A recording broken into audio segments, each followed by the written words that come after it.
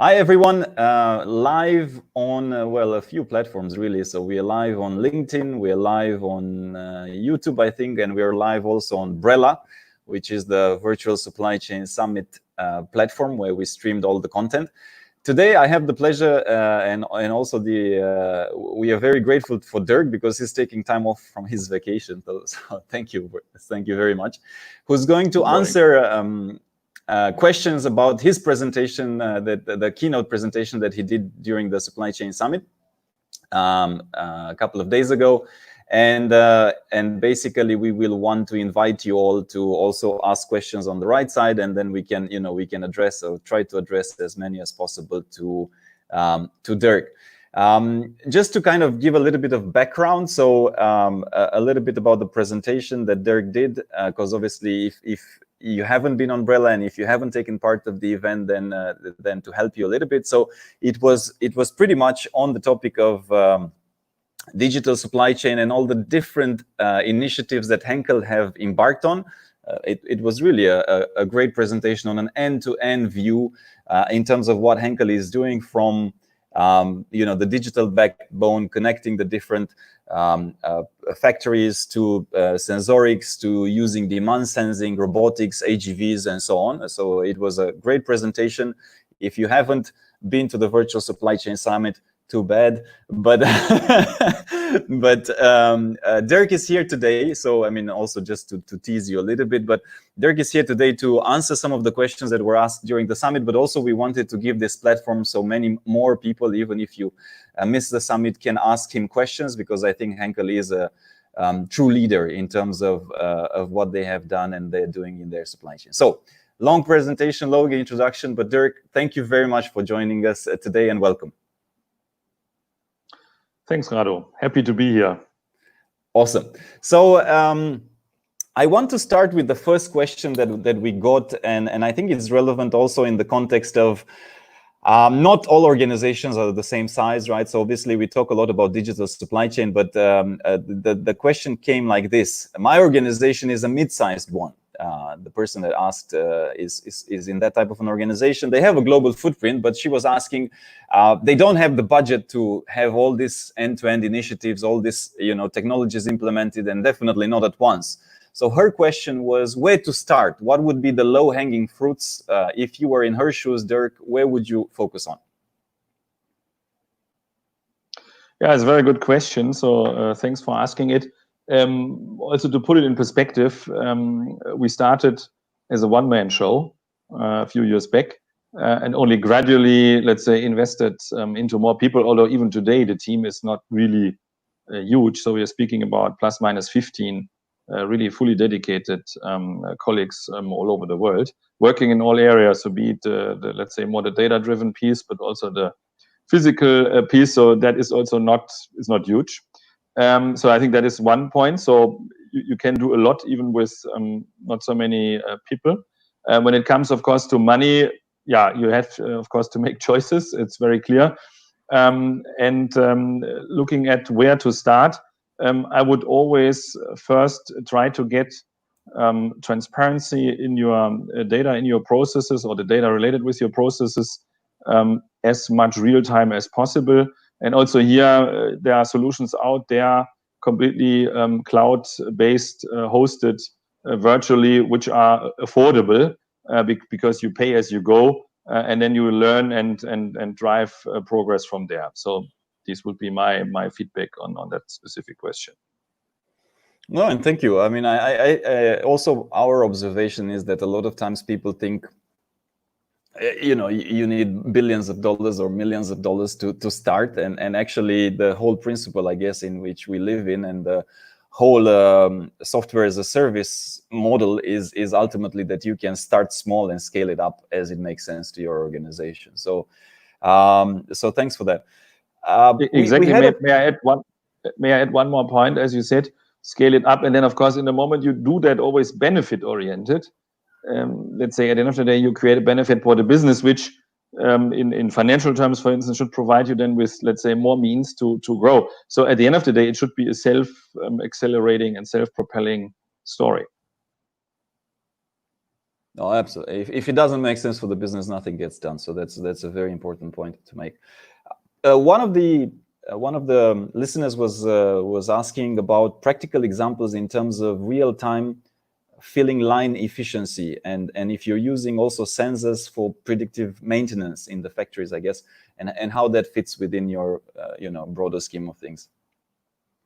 Yeah, to answer the last one first, yes, we do it, but we are also, let's say, realistic. We don't have machinery which costs hundreds of millions or billions, huge, let's say, assets. Our assets are in general of smaller size. Of course, we have some critical ones with moving parts where we use that technology and trying it out to fine tune, but that is not really the main let's say, focus area on the manufacturing side. Whereas, of course, efficiency of our making and filling operations, it is.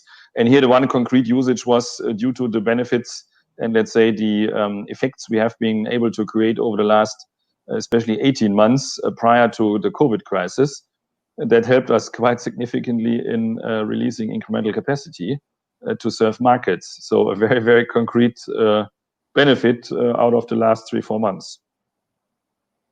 No, absolutely. I mean, I think if anything, one, COVID has accelerated digital and pressed the speed button on it, and two, forced companies to to act much faster, and a lot of them got really good benefits out of it.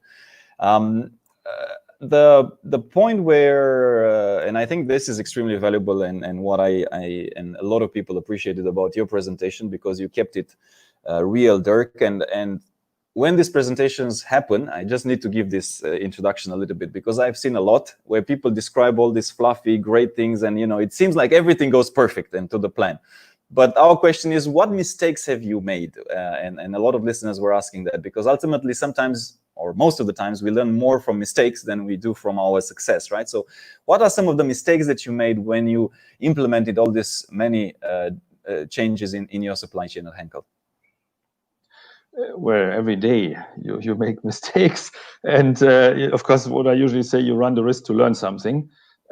So I think that is important to have such an approach. Of course, also not only, but also when you go for a digital transformation.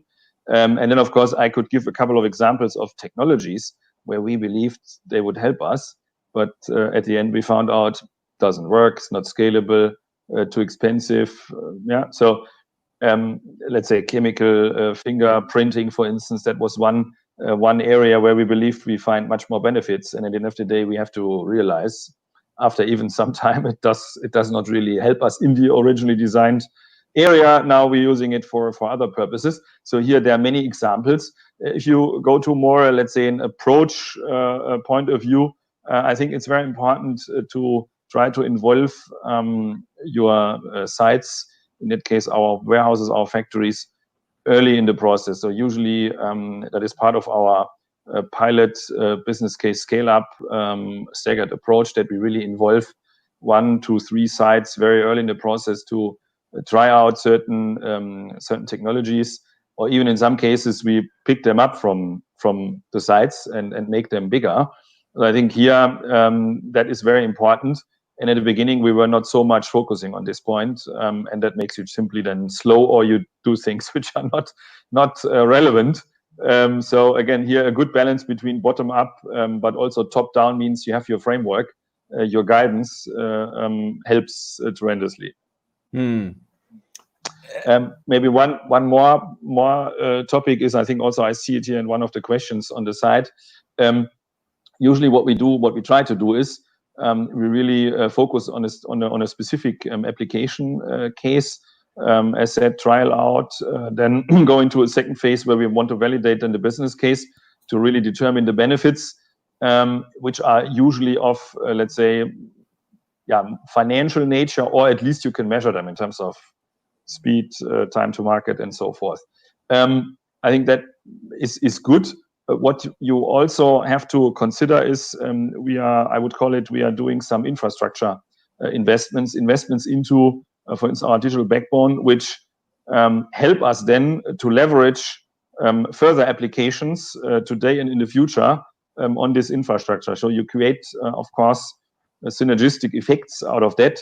Otherwise, again, we would not have been able to add more modules to our backbone in such a fast way. So here you need to reach a certain level and invest into this infrastructure in order to be able then to make the next steps. And on the point of investment, because ultimately, whenever there's an investment, and I do know that you've actually done some massive ones, both in supply chain, you've invested in some really large factories as well around the world, both in US, Europe, and worldwide. But when you come to the board, right, and you go to the board, DIRK, with a scenario, right, and obviously to get the buy-in, what are some of the key elements that need to be taken into account to get that buy-in? Because nobody just signs off because it's pretty or it's cool or it's, you know, digital. You know, it has to make business sense, right? So what are some tips and tricks in terms of getting that buy-in from the CEO and the board? Yeah, I think it's also a very good question. So I have rarely been in the board or even, let's say, other decision bodies with huge pure digital investments. First point. Second point, how are we doing it? Now, our approach is then, of course, in the moment we go for big projects like investing heavily into a site, of course, we embed into such a project already our latest knowledge and state-of-the-art technology. So that's normal, I think. So with that, of course, also you leverage your knowledge. When it comes to digital, and again, I said at the beginning, don't overestimate the resources and money we put behind. Following our approach that what we say, going into verticals, really concrete application and then scaling up, also allows us to do it for relatively small money, at least trying it out. That can be 10,000 euro, 5,000, sometimes 50,000, sometimes 200,000. And then when we scale it up, we are still not speaking about not at all double-digit million euro money. So that maybe 1, 2, 3 million, 5 million on a global scale. That is a lot of money, don't get me wrong, but that is manageable, and then with a concrete business case behind. So really doing it in smaller, I wouldn't say bits and pieces, but let's say, yeah, projects which from our point of view fit into a bigger picture. But I think it's good to have the big picture. And then you can do that step by step, creating benefits, but also balancing investments. So from that point of view, I think we do it I would say try to do it in a smart way. Mm-hmm. It doesn't mean that, of course, not our management is not aware. Of course they are, but it does not really require big commitments at a specific point in time. You can do this smartly. Yeah. Oh, and I guess it's common sense, but usually common sense things are the most difficult for us sometimes as human beings. But ultimately, obviously, somebody is more likely to give additional funds for something that already has paid off, right? So it's easier to make a case when you say, okay, we invested 1 million, but we got these returns, right? So if we invest 10 million, we're going to get these returns, rather than you say, invest 10 million and hope for the best because this is what we think. Then probably absolutely. For one of our good examples for that is, for instance, our online efficiency system that is an investment going into the direction of a, let's say, lower double-digit million amount. Here also we did it stepwise, and here I'm fully with you. Of course, a few years back we got the questions. Okay, you tell us you will have X% efficiency increase, and by that capacity end. How are you going to do it? And of course, we had a plan, but you can base it on a plan. Now, let's say it's visible.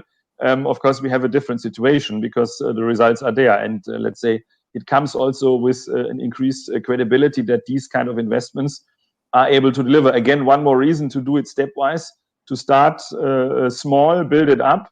And then really build this credibility and the impact on the business with many different smaller and larger examples. Again, that builds up your base, your infrastructure, and also your credibility in the organization. And we're getting a very, I want to address this because it's a question that comes up again and again and again, no matter which chain in the supply chain you're at, no matter what. And it's from Piotr, and he's asking what level of integration you require from your customers and suppliers into your supply chain. How do you measure it? What type of data do you exchange? How, is it live? Is it not? How does that work? Yeah, that's a very broad question. I think we could talk a couple of hours on that one. Of course, there are different levels of integration. in terms of, let's say, amplitude of, let's say, bandwidth of data which is being exchanged. And then, of course, depending on the interface, we use proprietary formats, but of course, we usually prefer industry standards. And then I think CPG, GS1 and so forth. When it comes to real-time, there are already, of course, a couple of examples where real-time data exchange is happening, specifically with our machine suppliers. So when it comes to real-time and, let's say, virtual maintenance or even installation, at the moment we are installing a couple of assets virtually with virtual support of our suppliers, because due to COVID in certain regions of the world, travel is still very much limited. So here, of course, we are on a real-time basis with video and, let's say, augmented reality tools. But normally, let's say, when it comes to upstream, downstream, standard transactional data, of course, we use the full bandwidth of possibilities, order exchange, end forecast, and so forth. So I think that is pretty much standard what is available. I think one of the challenges is now also driven by COVID. I just got this question this morning from a consultancy. What is our experience with multi-tier upstream visibility? Let's say looking at our supply side, and there I have to say that is still an area I think not only we but many of us have to work on, especially when it comes there to the real-time element. So of course we know usually who is the supplier of our suppliers and so forth, but not on a real-time basis that I could push a button and tell let the system tell me how is our supply situation over multiple tiers upstream for certain raw materials. So that is something where definitely I think specifically driven by the COVID crisis we are now in, things are going to shape up in the near future. Yeah, and it's really not a Henkel problem; it's an industry problem. I mean, a problem. It's a reality that obviously with an industry, and also you have shipping, you have logistics, you have a bunch of chains in the process that are fairly paper based still right now, and we're talking about e-bill of lading, which is a breakthrough technology, right, in some ways, because of the it always was on paper. So I guess there's a lot to be done still. But I want to bring the discussion actually to the logistics providers, to the 3PLs, and we actually got this question on your presentation because you spoke a lot about technology, you spoke a lot about the different elements of end-to-end supply chain, but the question came in a sense that do you see much innovation and creativity also coming from the 3PLs, from your third-party logistics providers? How do you see your relationships with them moving forward, data and so on? Yeah, very good question.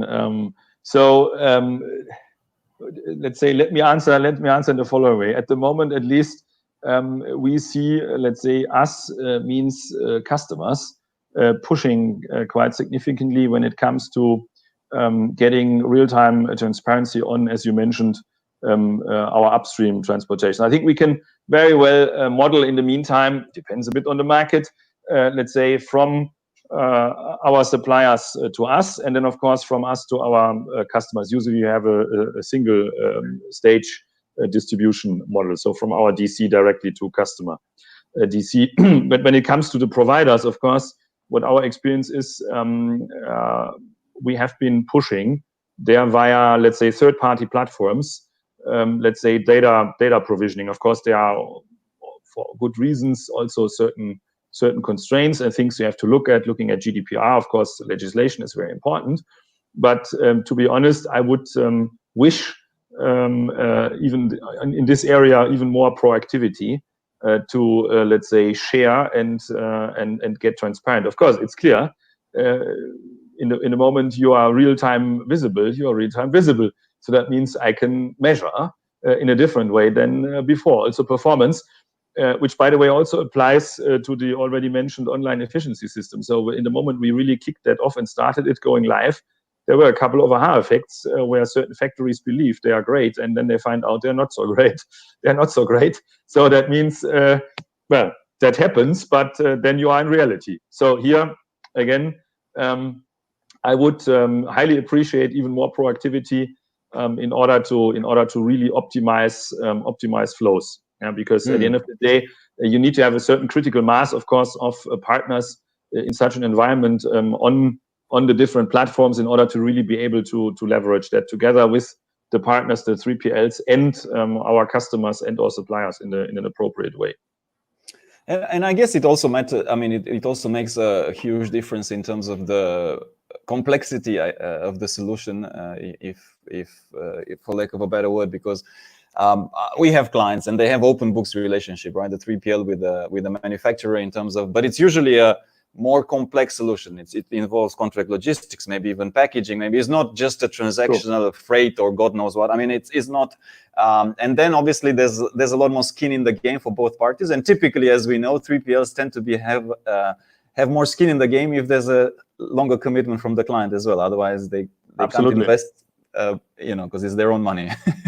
That is fully clear. Just two more additional comments. Of course, it also depends very much on available technology. When you go back to transportation, of course, in different geographies, different markets, depending on the whatever mobile network infrastructure, GSM location services, you have different solutions. It's very clear. And on your point, of course, let's say you can be more open usually, or tend to be more open the longer, let's say, the longer an engagement with your partner is quite normal. So we have also in other areas engagements 8-10 years contracts where we manage together the cost base of let's say a dedicated operation, even in-house, for us in a very, very open and a very straightforward way to the benefit of both parties. Because at the end of the day, of course, then also the partner usually dedicates a certain amount of capacity to the customer in a dedicated way, in a 100% way. That means there is short-term no alternative usage possible, which of course, depending on your demand fluctuations, you are sitting potentially on fixed costs. Also here, let's say different models, of course, are possible in order to mitigate and absorb such effects and leverage them to the best of both. Good question on with Maximiliano. He's asking about investing on solutions that drive business sustainability rather than cost savings. Now, I'm not sure because I can't ask him for details, and a lot of times actually sustainability is actually related to cost saving. But I'll throw it to you, Dirk, and let's see how it sounds to you. So, now the question is it business sustainability or is it sustainability as such? But let me try to cover both aspects. So when it comes to sustainability, so in the context of CSR, let's say that was de facto the starting point of our digital journey a few years back, where we started to systematically track our energy consumption, utility usage via digital means, and then improve them consistently, where at the end of the day, you say you save money for your business, but also you do something good for the environment, or vice versa. So these things are usually connected. And when it comes to creating a sustainable business, of course, digital is not just, let's say, to be reduced on bottom line effects, not at all. As mentioned earlier, during we are still in, I would say, the recent COVID crisis, we have been leveraging a number of digital tools significantly also to increase our product availability in the market. That also does not always work. There are sometimes constraints which are not linked to digital because you don't have the physical capacity, then the best tool doesn't help you. But of course here it's about creating net sales, but also when it comes to master data management, increasing, let's say, agility and reducing time to market are benefits which at the end of the day, of course, result in a better P&L, hopefully more sales, and then also more bottom line, but not necessarily only bottom line. So, and that also applies to other things like safety, definitely quality and environmental impact. So here I think we try to tackle a broad range of KPIs, which are usually part of any, let's say, supply chain KPI framework. On the procurement side, a good question from Alicia, and she was asking if you see any benefits in procurement solutions such as supplier early payment, because also now COVID, if some of the smaller tier suppliers can go bankrupt literally because of cash flow issues, right? So did you do anything around that? Are there, benefits, pluses, minuses? What's your thoughts? Of course, we tackled this point. It has not necessarily too much to do with digital now, but I think I can quickly comment on that. Absolutely. So we since many years offer these services to our supply base. Of course, as also the question very well describes, not every supplier, some of them are much bigger than us, is in need of this. So then we really try to support, of course, those who are in need. And specifically during the crisis, we also announced this on company level. We were looking at, of course, suppliers and watching that very carefully, who would potentially have had a problem. And I think the best thing was to do was keep them in business. So in the moment we run our factories and we need the products, it's also good for our suppliers. And then, of course, we make sure that we pay as agreed on time. But we also did that with some of our customers. For instance, hairdressers were, let's say, obviously under quite some pressure. Also, they're trying to support not only with financial means, of course, our customer base when it comes to smaller businesses, which were tendentially more affected or quicker affected than larger businesses. Mm-hmm. And in terms of there was a comment, and I think you also rightfully shared during your presentation, that a lot of the things that you are implementing and you've implemented, right, robotics, sensorics, and so on, visibility tools, they've been around for a while. And one of the questions that I thought is quite relevant to look at was from Keith, and he was asking the real newest development. So I guess he's looking for the top notch, the most updated tech that you're using, and actually one of his follow-up questions was also, is Henkel a cost leader in some respective markets because of enabling some of these technologies? Yeah. So as there's also, let's say, multiple questions at once. Let me try to be focused. First of all, I regularly say it, and I said it. Many of the things we are doing are, again, they're for sure no rocket science. Otherwise, we would go to the moon or to the Mars, like others recently. But let's say things which were out there already quite some time before. I think that what distinguishes us maybe from others is we pick it up in a systematic way, try it out relatively quickly, determine whether it helps us or not, and scale it up within a few months up to 1.5 years. And then really use it on a global scale and not only in one factory here, something there. So, and I think that is also, I would say, a property which you can hardly copy, or you can, but it takes you some time. Technology you buy. Is it if I want to have the latest whatever demand sensing software, I go out in the market, put a couple of million on the table, and I buy it. Super. But what do I do with it?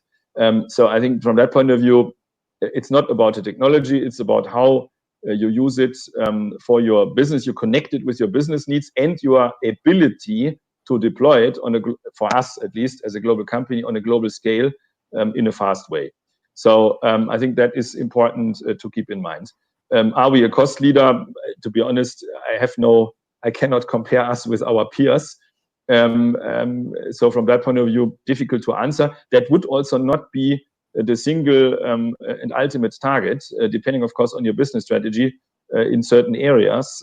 Speed and quality and other aspects are more important than cost. So here, as I said before, we try to look at the multitude and the universe of the usual supply chain KPIs, and then address with the digital technology a challenge, a problem in a certain area we have, in a right way, in an appropriate way, so that we create a benefit. And again, that can be sometimes cost, that can be sometimes safety, quality, or a combination of those. So from that point of view, that is not a unidimensional benefit vector. It's a vector with multiple, let's say, dimensions. Rightfully said. And by the way, what is the very latest? Of course, AI, let's say machine learning, is developing with high speed. It's not because the algorithms are new again here. So the basics have been done decades ago, but of course, computing power develops every day and is, let's say, getting cheaper and cheaper, following the law of Moore. I think it's still valid from that point of view, and that makes it more affordable, and you can process larger and larger data volumes. So that is definitely something we are in.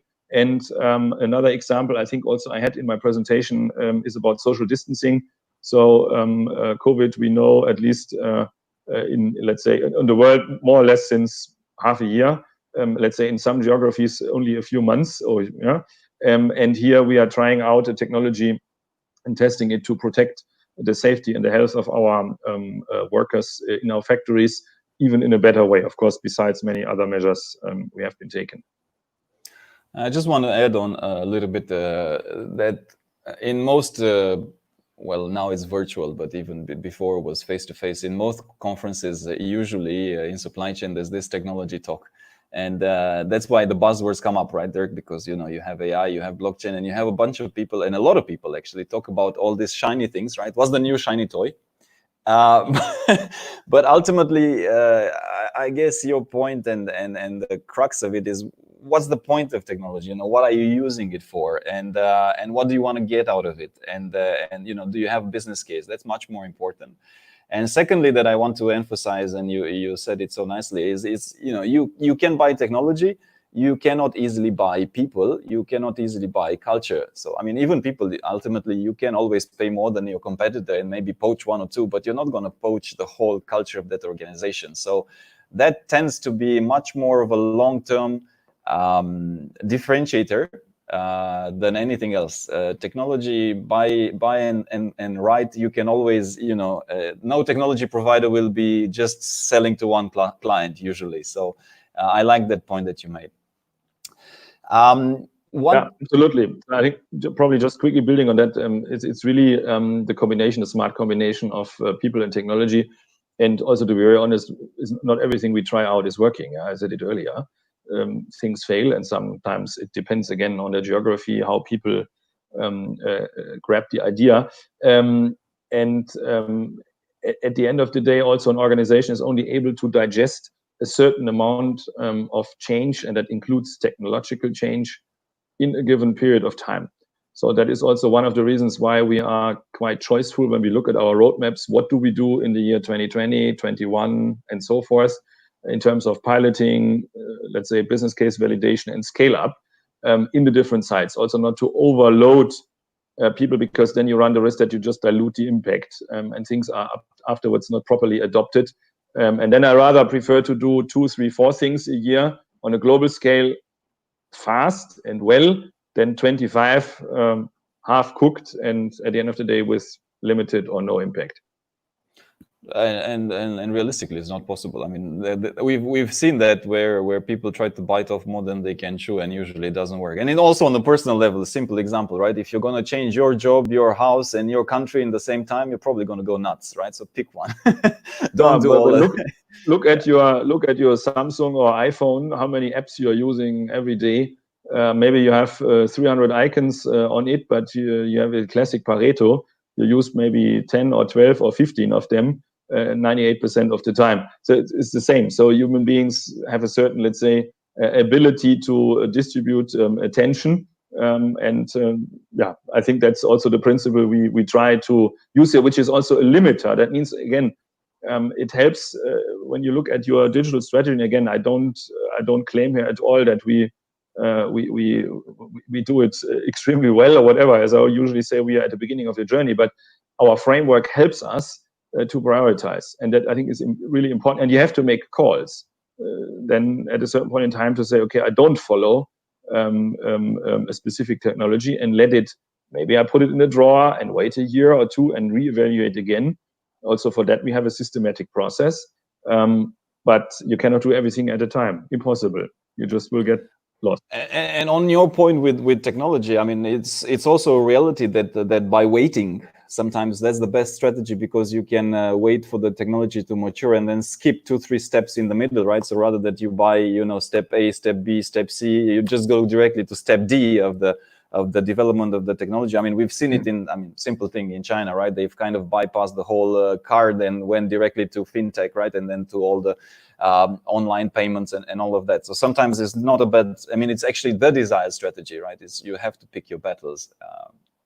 I think it's also a great opportunity. That means even if I'm in a situation where I believe I'm behind, I'm running behind in a certain area, doing what you just described, doing it smartly, I can leapfrog many others who probably invested millions into certain technology, and then of course you're also bound to it because you will just not throw it away for various reasons, financial reasons, the organization implications we just mentioned, change management. So that gives and provides every day new opportunities. So also for companies who may say, well,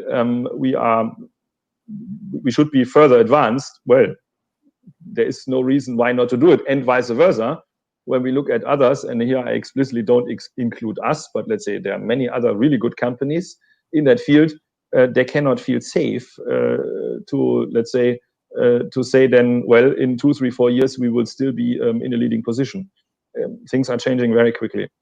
We need also to talk about... By the way, which again doesn't mean you should follow each and every trend. So that is coming exactly back to your point. But you would go literally, you would go nuts, bankrupt if you did that. So it's not slowing down makes you fast. Yeah. Yes, and focused. But what I need to ask about the elephant in the room. Well, Satyendra is actually, but I need to. I mean, it's a question on most people's heads, anyways, right? So we've seen ongoing geopolitical troubles and conflicts. We've seen trade wars, we've seen tariffs, we've seen now COVID-19 as well. But you have all this let's just talk about geopolitical uncertainties and question marks, right? How do you see this affecting global supply chains for the next 12 to 36 months? You know, there's been a lot of onshoring, regionalization of supply chain discussions, getting out of China. Whatever you can share, obviously, from understanding that this can be a pretty sensitive topic, but what's your views on it, DIRK? Yeah, it's difficult to carve that into a minute. I'm not asking you easy questions. So no. But no, that's true. No, but of course we are also looking at this, obviously. Although I have to say our business is usually a relatively local business, local customers, relatively local supply due to the nature of our products.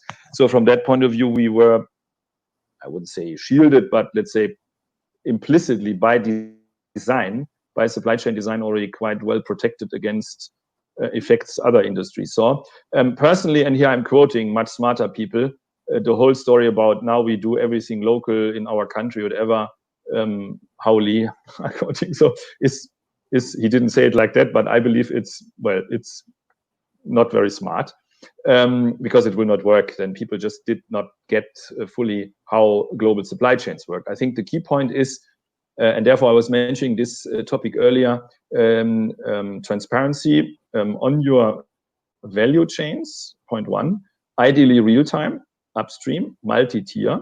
So you need to understand where your products, you process materials, components, whatever, are coming from and what are the different stages behind. And then, of course, in the design, of your supply chain, you need to build in certain flex, and flex means capacity. You can instantaneously activate, in case needed. And also when it comes again to sourcing, be very, very conscious about your sourcing selection. Of course, there are many cases, usually cost, maybe good reasons for mono sourcing, but of course, let's say dual, triple, whatever kind of sourcing models have their advantages. And also not only look at your direct current incumbent suppliers, but also, let's say, the world around. So again, here, I think this level of visibility being real time in the supply chain will be able already to compensate a lot of negative effects, events like COVID could have. On the other side, we should not forget this COVID crisis is, since 102 years, let's say, probably the biggest pandemic since the Spanish flu, and really, really exceptional. So from that point of view, again, I do not hope, neither I expect that is going to happen now every second year. So from that point of view, you have to be also realistic and not overreact now. So first think, and then look at your supply chain and see how can I make it more resilient against external shocks, which we have been seeing and witnessing over the last months. But personally, I don't expect that these kind of things will happen at a time very regularly on a global scale. Unless we sure don't want that. We would have a real issue. Yeah. But again, I mean, it's about doing it with brains and thinking about it. Again, these political statements of usually politically driven of now we supply our economy only via domestic sourcing and so on. First of all, economically they will not work, and sometimes physically they will not work because certain materials, raw materials, are missing in countries. So you cannot, if you have no iron ore, how would you produce iron in a country? Steel, for instance. So that is not feasible. No, so it's usually populist. Let's be realistic here. Exactly. It's empty rhetoric. I would agree. Final question from us, Dirk, and I want to address it from Mandus Mita, which is a very, I mean, it's an important question on the minds of the young graduates coming out of university in a year like this, right? The COVID-19. So here's a question. The question comes like this: what is your suggestion for this year graduates looking forward to work in supply chain? What should they focus on? What are the future areas of most interest in supply chain? Yeah, I would say, of course, you have many universities in the meantime where you can study supply chain management, but let's be realistic. Once you finish that, same like when you study marketing at university, you are not a marketeer, neither you are a supply chain practitioner. So from that point of view, I think it's good.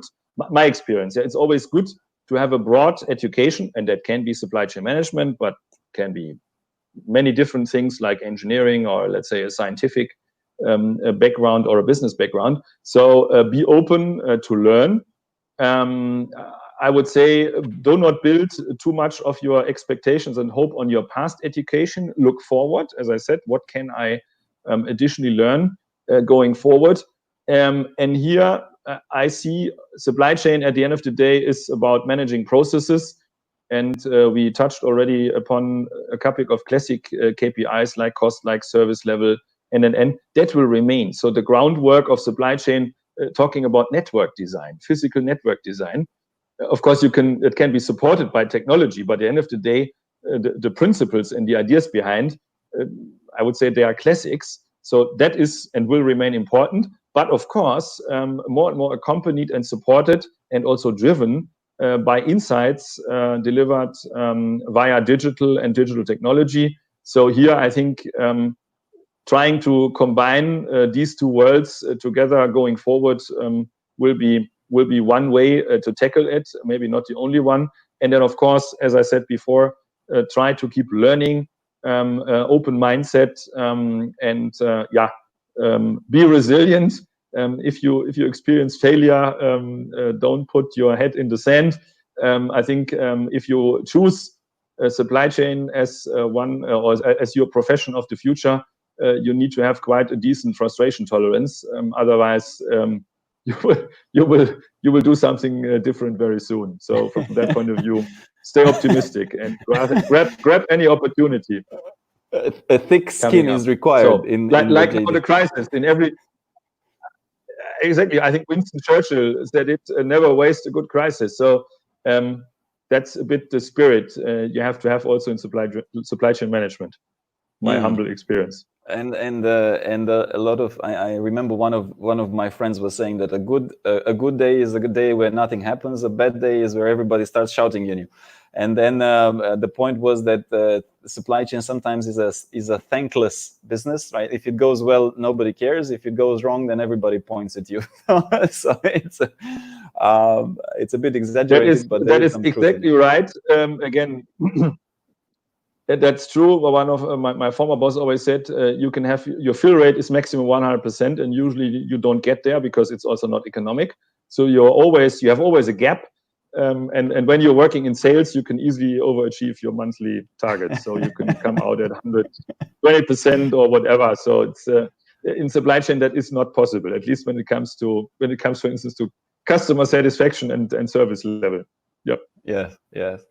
Well, Dirk, many thanks. Many thanks also to the audience, to all the great questions, but especially to you for taking the time on holidays. Thanks a lot for sharing with us. It's been a pleasure.